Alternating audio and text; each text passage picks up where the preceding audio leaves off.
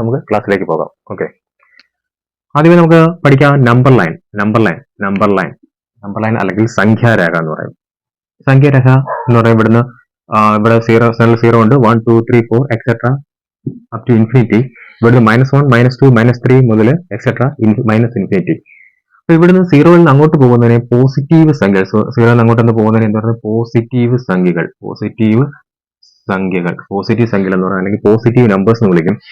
ആ 0 നിന്ന് ലെഫ്റ്റിലേക്ക് വരുന്നതിനെ നെഗറ്റീവ് സംഖ്യകൾ അല്ലെങ്കിൽ നെഗറ്റീവ് നമ്പേഴ്സ് എന്ന് വിളിക്കും.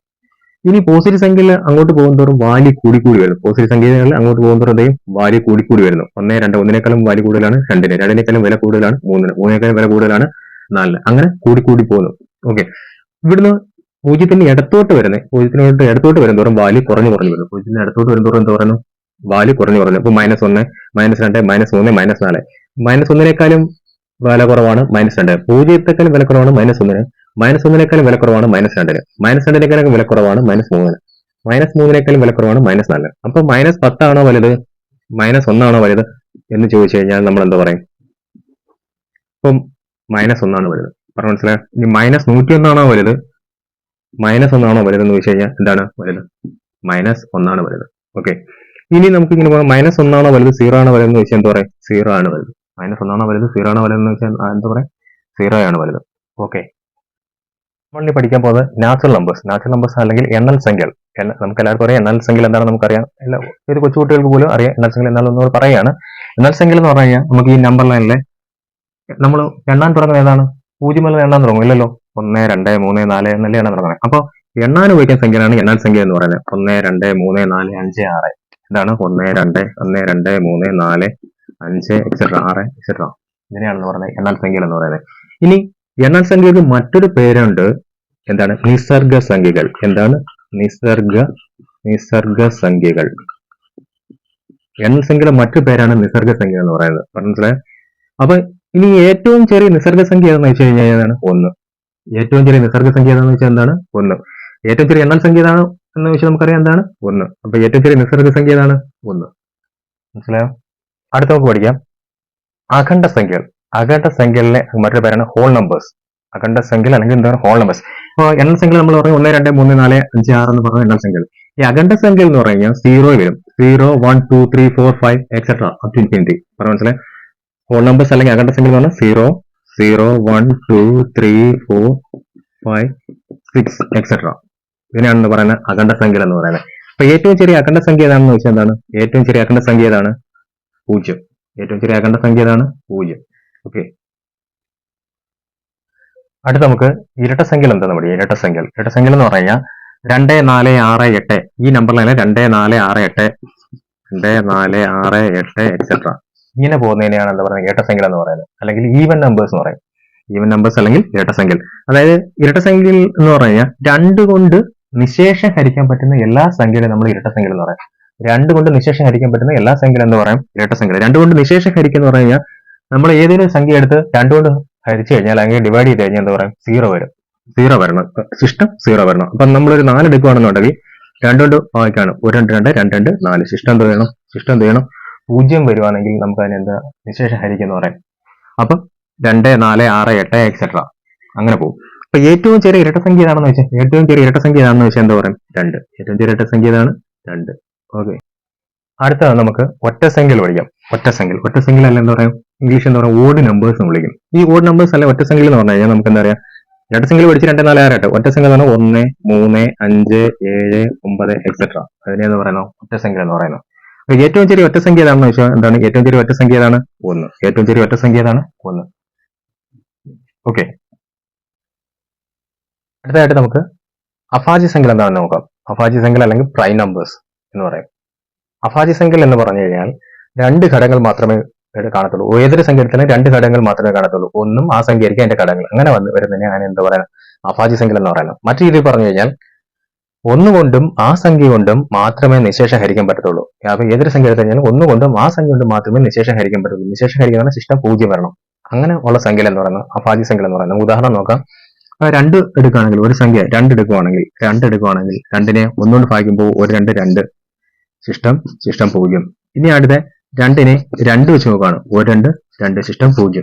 അപ്പൊ 2 ഒരു അഭാജ്യ സംഖ്യയാണ്. ഇനി അടുത്തെന്ന് പറഞ്ഞു കഴിഞ്ഞാൽ 3 നോക്കാം. 3നെ 1 3 3 ശിഷ്ടം 0. 3നെ പിന്നെ 2 1 2 2 ശിഷ്ടം 1. 3നെ 3 കൊണ്ട് നോക്കാം. 1 3 3 ശിഷ്ടം 0.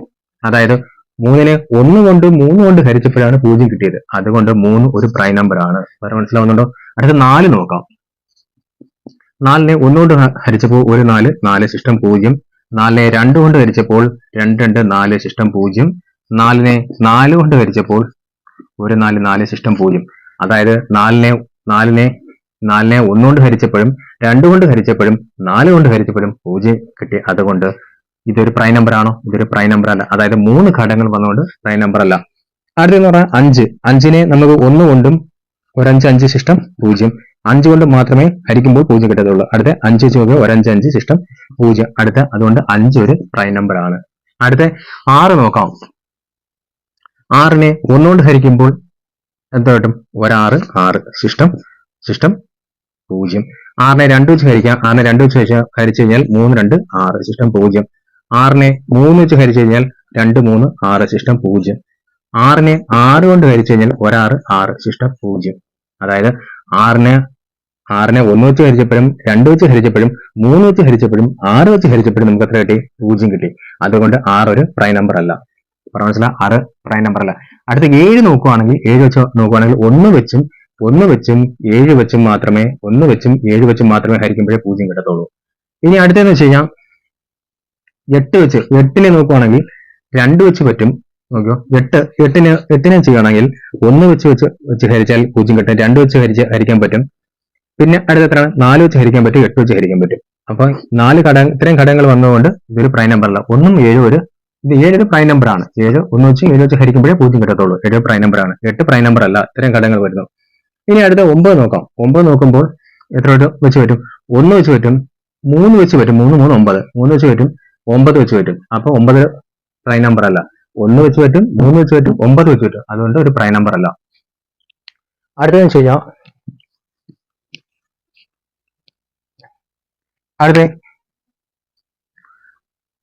അടുത്ത 10 നോക്കാം.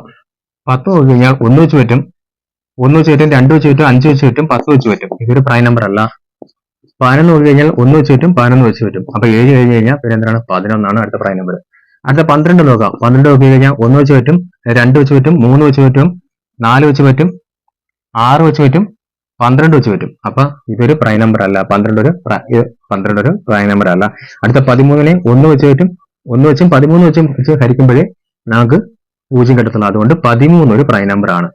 അടുത്ത 14 നോക്കാം. 14 നോക്കുമ്പോൾ 1 വെച്ചും പറ്റും, 7 വെച്ച് പറ്റും, 14 വെച്ച് പറ്റും. അതായത് 1 കൊണ്ടും 7 കൊണ്ടും 14 കൊണ്ട് ഹരിക്കുമ്പോൾ മാത്രമേ ശിഷ്ടം 0 വരത്തുള്ളൂ. വേറെ സംഖ്യകൾ കൊണ്ട് അപ്പം 3 ഘടകങ്ങൾ വന്നില്ലേ? 3 ഘടകങ്ങൾ വന്നാൽ അതെന്താണ്? ഒരു പ്രൈം നമ്പർ അല്ല. അതൊരു അഭാജ്യ സംഖ്യ അല്ല. അടുത്ത 15 നോക്കാം. 15 വെച്ച് 1 വെച്ച് പറ്റും, 1 വെച്ച് പറ്റും, 3 വെച്ച് പറ്റും, 5 വെച്ച് പറ്റും, 15 വെച്ച് പറ്റും. അപ്പം 15 ഒരു പ്രൈം നമ്പർ അല്ല. പറഞ്ഞു മനസ്സിലായി? തൊട്ടടുത്ത സംഖ്യ ഏതാണ്? 16 17 ഒരു പ്രൈം നമ്പർ ആണ്. 17നെ 1 വെച്ചും 17 വെച്ച് മാത്രമേ പറ്റത്തുള്ളൂ.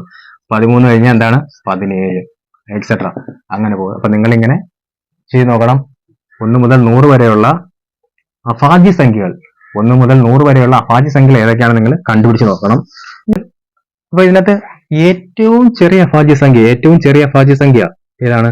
ഏറ്റവും ചെറിയ അഭാജ്യ സംഖ്യ 2. ഏറ്റവും ചെറിയ ഒറ്റ അഭാജ്യ സംഖ്യ 3. ഏറ്റവും ചെറിയ ഒറ്റ അഭാജ്യ സംഖ്യ ഏതാണ്? 3.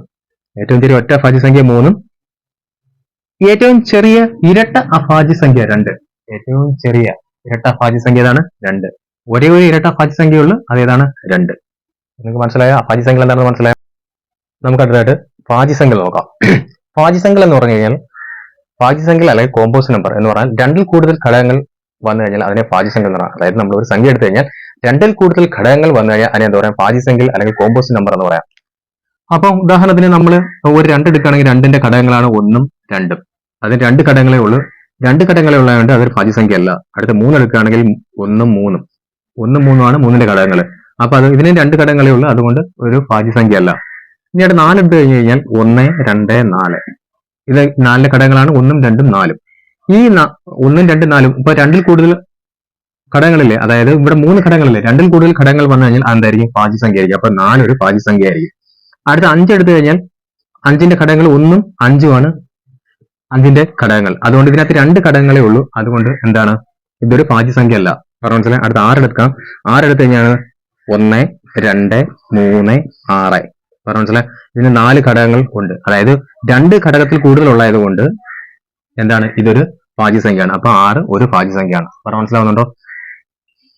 ഇനി അടുത്ത 7 എടുത്ത് നോക്കിയാൽ എന്താണ്? 7 എടുത്ത് നോക്കിയാൽ 1ഉം 7ഉം 1ഉം 7ഉം എന്താണ്? 2 ഘടകങ്ങളുള്ള അതെന്താണ്? അതുകൊണ്ട് എന്താണ്? ഇത് ഭാജ്യസംഖ്യ അല്ല. അടുത്ത 8 എടുത്ത് നോക്കി കഴിഞ്ഞാൽ 8 എടുത്ത് 1ഉണ്ട്, 2ഉണ്ട്, 4ഉണ്ട്, 8ഉണ്ട്. അപ്പൊ ഇതിനകത്ത് 4 ഘടകങ്ങളുണ്ട്. 2ൽ കൂടുതൽ ഘടകങ്ങൾ ഉണ്ടായതുകൊണ്ട് എന്താണ്? 8 ഒരു ഭാജ്യസംഖ്യയാണ്. ഇനി അടുത്ത 9 എടുത്ത് നോക്കാം. 9 എന്താണ്? 1ഉണ്ട്, 3ഉണ്ട്, 9 ഉണ്ട്. ഇതിന് 2ൽ കൂടുതൽ ഘടകങ്ങളുണ്ടല്ലോ. അതുകൊണ്ട് 9ഉം ഒരു ഭാജ്യസംഖ്യയാണ്. 9ഉം ഒരു ഭാജ്യസംഖ്യയാണ്. അടുത്ത 10 എടുത്ത് നോക്കാം. 1, 2, 5, 10. ഇതിനും 2ൽ കൂടുതൽ ഘടകങ്ങളുണ്ട്. അതുകൊണ്ട് 10ഉം ഒരു ഭാജ്യസംഖ്യയാണ്. 10ഉം ഒരു ഭാജ്യസംഖ്യ. ഇതിനെയാണ് ഭാജ്യസംഖ്യ എന്ന് പറയുന്നത്. ഇനി ഇപ്പൊ നമുക്ക് ഒരു ഭാജ്യസംഖ്യ, ഏറ്റവും ചെറിയ ഭാജ്യസംഖ്യ. അപ്പൊ ഏറ്റവും ചെറിയ ഭാജ്യസംഖ്യ ഏതാണ്? 4. അപ്പം ഇതിൽ നിന്ന് മനസ്സിലാക്കേണ്ട എന്താണ്? ഏറ്റവും ചെറിയ ഭാജ്യസംഖ്യ ഏതാണ്? 4. മനസ്സിലായോ? ഏറ്റവും ചെറിയ ഭാജ്യസംഖ്യ ഏതാണ്? 4. അതാണ് നമുക്ക് ഇതിനകത്ത് പ്രധാനമായിട്ട് മനസ്സിലാക്കാനുള്ളത്. ഓക്കെ. ഇപ്പൊ നമ്മൾ ഭാജ്യസംഖ്യ ഏതൊക്കെയാണെന്ന് പഠിച്ചു. അഭാജ്യസംഖ്യ ഏതൊക്കെയാണെന്ന് പഠിച്ചു. അഭാജ്യസംഖ്യ ഏതാണ്? ഭാജ്യസംഖ്യ ഏതൊക്കെയാണ്? 4, 6, 8, 10, 4, 6, 8, 9, 10 എക്സെട്ര ആണല്ലോ. ഇനി ഭാജ്യസംഖ്യകൾ ഏതൊക്കെയാണ്? അല്ല, അഭാജ്യസംഖ്യകൾ ഏതൊക്കെയാണ്? 2, 3, 5, 7, 11, 11, 13, 17 എക്സെട്ര. പറഞ്ഞു മനസ്സിലായോ? അപ്പം ഏറ്റവും ചെറിയ ഭാജ്യസംഖ്യ ഏതാണ് നമ്മൾ പഠിച്ചേ? ഏറ്റവും ചെറിയ ഭാജ്യസംഖ്യ 4. ഏറ്റവും ചെറിയ അഭാജ്യസംഖ്യ ഏതാണ്? ഏറ്റവും ചെറിയ അഭാജ്യസംഖ്യ 2. ഭാജ്യമോ അഭാജ്യമോ അല്ലാത്ത സംഖ്യ ഏതാണ്? ഭാജ്യമോ അഭാജ്യമോ അല്ലാത്ത സംഖ്യ ഏതാണ്? 1. ഭാജ്യമോ അഭാജ്യമോ അല്ലാത്ത സംഖ്യ ഏതാണ്? 1. ഭാജ്യമോ അഭാജ്യമോ അല്ലാത്ത സംഖ്യ ഏതാണ്? നമുക്ക് അടുത്തായിട്ട് പരിപൂർണ്ണ സംഖ്യ എന്താണെന്ന് നോക്കാം. പരിപൂർണ്ണ സംഖ്യ അല്ലെങ്കിൽ എന്താ പറയുക? പെർഫെക്റ്റ് നമ്പേഴ്സ് എന്ന് വിളിക്കും. പരിപൂർണ്ണ സംഖ്യ അല്ലെങ്കിൽ പെർഫെക്റ്റ് നമ്പേഴ്സ്. പെർഫെക്റ്റ് നമ്പേഴ്സ് അല്ലെങ്കിൽ പരിപൂർണ്ണ സംഖ്യ എന്ന് പറഞ്ഞാൽ ഏതെങ്കിലും ഒരു സംഖ്യയുടെ ഘടകങ്ങൾ എടുത്തു കഴിഞ്ഞാൽ ആ സംഖ്യ ഒഴികെയുള്ള ഘടകങ്ങൾ തമ്മിൽ കൂട്ടിക്കഴിഞ്ഞാൽ സംഖ്യയ്ക്ക് തുല്യമാണെങ്കിൽ അതിനെ പെർഫെക്റ്റ് നമ്പേഴ്സ് അല്ലെങ്കിൽ പരിപൂർണ്ണ സംഖ്യ എന്ന് പറയുന്നു. അപ്പൊ നമുക്ക് നോക്കാം. ഒരു 4 എടുത്തു കഴിഞ്ഞാൽ 4 ഘടകങ്ങൾ 1, 2, 4 ആണ്. അപ്പൊ ഈ 4 കൂട്ടാൻ പറ്റത്തില്ല. ഈ 1 2 കൂടെ കൂട്ടുവാണെങ്കിൽ 4 കിട്ടുവാണെങ്കിൽ എന്താണ്? അതൊരു പരിപൂർണ്ണ സംഖ്യയാണ് അല്ലെങ്കിൽ പെർഫെക്റ്റ് നമ്പേഴ്സ് ആണ്. അപ്പൊ 4 ഒരു പെർഫെക്റ്റ് നമ്പർ അല്ല. അടുത്ത 5 നോക്കിക്കഴിഞ്ഞാൽ 5 നോക്കിക്കഴിഞ്ഞാൽ 1, 5 ഒരു പെർഫെക്റ്റ് നമ്പർ അല്ല. അടുത്ത 6 നോക്കാം. 6ന്റെ 1, 2, 3, 6. 1, 2, 3, 6 ആണ് 6ന്റെ ഘടകങ്ങൾ. ഈ 6ന്റെ ഘടകങ്ങളിൽ 6 എടുക്കാൻ പറ്റത്തില്ല. ഈ 6 എടുക്കാൻ പറ്റത്തില്ല. 6 ഒഴികെ മറ്റുള്ള ഘടകങ്ങൾ കൂട്ടണം. അപ്പൊ 1 + 2 + 3. ഈ 1, 2, 3 കൂട്ടുമ്പോ ഈ സംഖ്യ കിട്ടുവാണ്. ഈ സംഖ്യക്ക് തുല്യമാണെങ്കിൽ, അതായത് 1, 2, 1, 3, 6 6 കിട്ടി. അങ്ങനെയാണെങ്കിൽ അതൊരു പരിപൂർണ്ണ സംഖ്യ എന്ന് പറയാം. അപ്പൊ 6 ഒരു പരിപൂർണ്ണ സംഖ്യയാണ്. പറഞ്ഞു മനസ്സിലായി. 6 ഒരു പരിപൂർണ്ണ സംഖ്യയാണ്. ഇനി അടുത്ത പരിപൂർണ്ണ സംഖ്യ എന്ന് പറഞ്ഞാൽ ഇനി അടുത്ത 8 നോക്കുകയാണെങ്കിൽ 8 നോക്കി കഴിഞ്ഞാൽ 1, 2, 4, 8. ഇതാണ് അടുത്ത 8ന്റെ 8 എന്ന് പറയുന്നത്. 8ന്റെ 1ഉം 2ഉം 4 കൂടെ കൂട്ടണം. 8 കൂട്ടാൻ പറ്റത്തില്ല. 2, 1, 3, 4, 3, 7 വരത്തുള്ളൂ. ഫിസിക്കലി 7 വരത്തുള്ളൂ. അപ്പൊ അതൊരു 8 ഒരു പരിപൂർണ്ണ സംഖ്യ അല്ല. അടുത്ത പരിപൂർണ്ണ സംഖ്യ എന്ന് പറഞ്ഞാൽ 28 ആണ്. അടുത്ത പരിപൂർണ്ണ സംഖ്യ എന്ന് പറഞ്ഞാൽ 28 ആണ്. അടുത്ത പരിപൂർണ്ണ സംഖ്യ എന്ന് പറഞ്ഞാൽ 496 ആണ്. 496 ആണ് അടുത്ത പരിപൂർണ്ണ സംഖ്യ. അടുത്ത പരിപൂർണ്ണ സംഖ്യ എന്ന് പറഞ്ഞു കഴിഞ്ഞാൽ 8128 ആണ്. 8128 ആണ് അടുത്ത പരിപൂർണ്ണ സംഖ്യ. 6, 28, 496, 8128. ഇനി പറഞ്ഞു കഴിഞ്ഞാൽ ഏറ്റവും ചെറിയ പരിപൂർണ്ണ സംഖ്യ ഏതാണെന്ന് ചോദിച്ചു കഴിഞ്ഞാൽ എത്രയാണ്? 6 ആണ്. ഏറ്റവും ചെറിയ പരിപൂർണ്ണ സംഖ്യ എത്രയാണ്? 6. ഇനി 2 അക്ക പരിപൂർണ്ണ സംഖ്യ ഏതാണ്? 28. 2 അക്ക പരിപൂർണ്ണ സംഖ്യ ഏതാണ്? 28. 3 അക്ക പരിപൂർണ്ണ സംഖ്യ ഏതാണ്? 496. 4 അക്ക പരിപൂർണ്ണ സംഖ്യ ഏതാണ്? 8128. ഓക്കെ. പരിപൂർണ്ണ സംഖ്യ എന്താണെന്ന് മനസ്സിലായോ? Okay, thank you very much.